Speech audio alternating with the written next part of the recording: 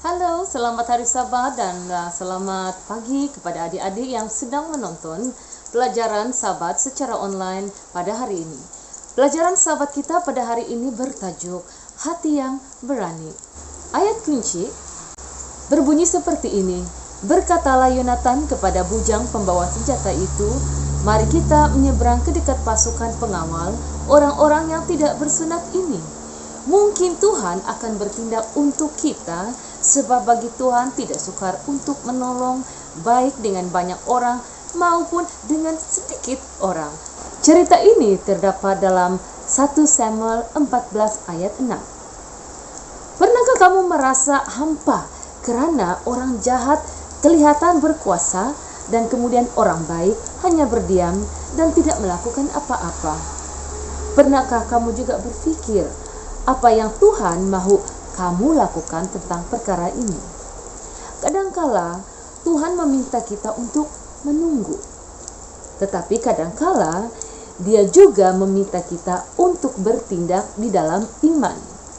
Di dalam cerita ini ada dua pemuda merasa bahwa Tuhan memanggil mereka untuk bertindak.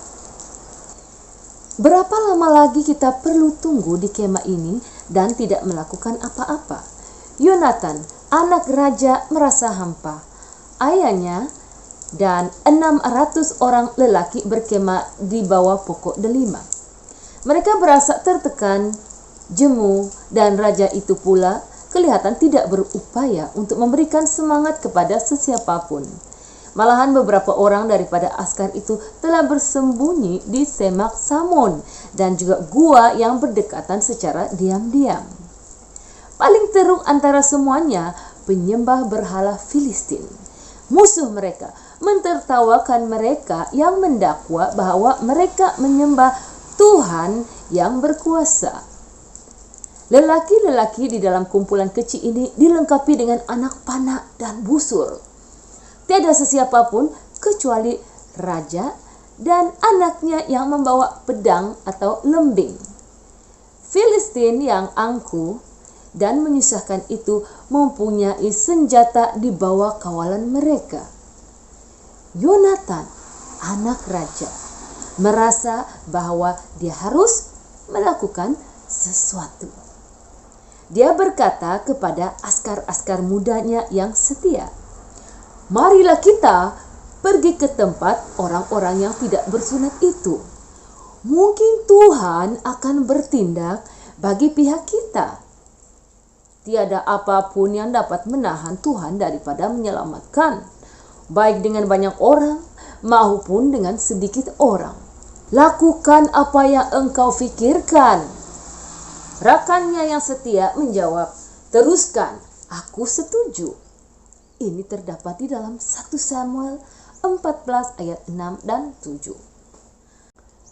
Awal pagi setelah keesokan harinya, mereka menyerahkan segalanya kepada Tuhan. Dua orang pemuda itu berjalan berjengket melepasi pengawal yang sedang tidur, dan keluar dari perkemahan dan turun ke gaung yang memisahkan dua tapak perkemahan.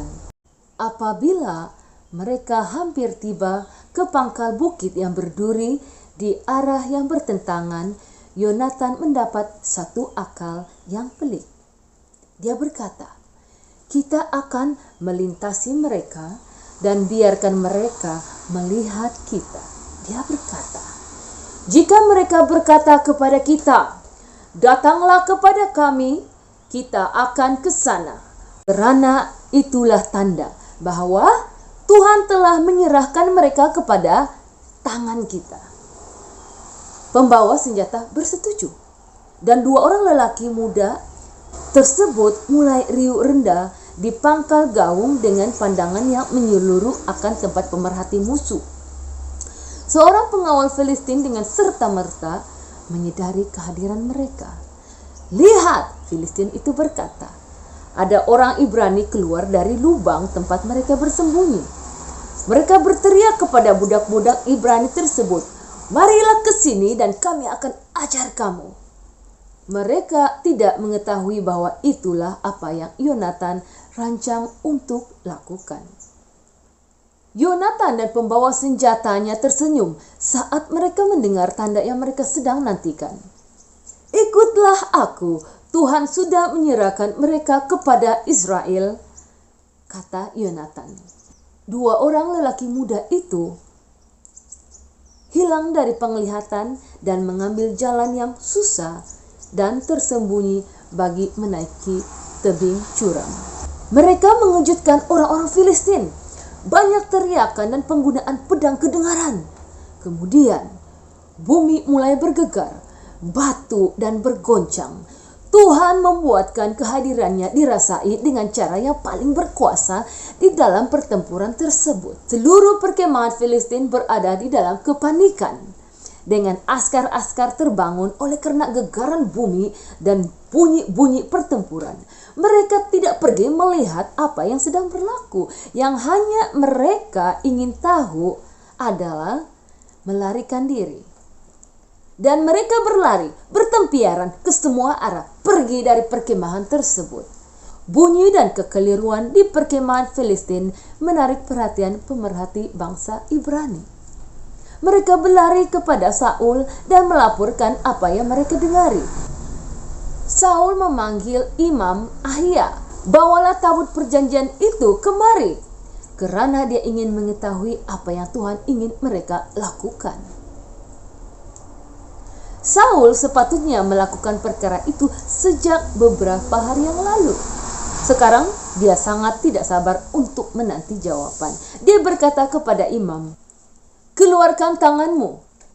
Tidak menunggu jawaban daripada Tuhan, dia mengumpulkan orang Israel dan pergi bertempur. Saul dan kumpulannya berjaya menghalau orang Filistin yang berada di dalam kekeliruan pergi dari kawasan berkenaan.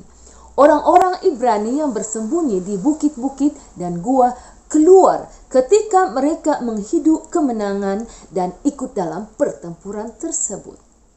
Setelah hari itu tamat, Yonatan dan pembawa senjatanya memuji Tuhan bagi penghormatan yang mereka terima untuk bertempur dalam pertempuran Tuhan.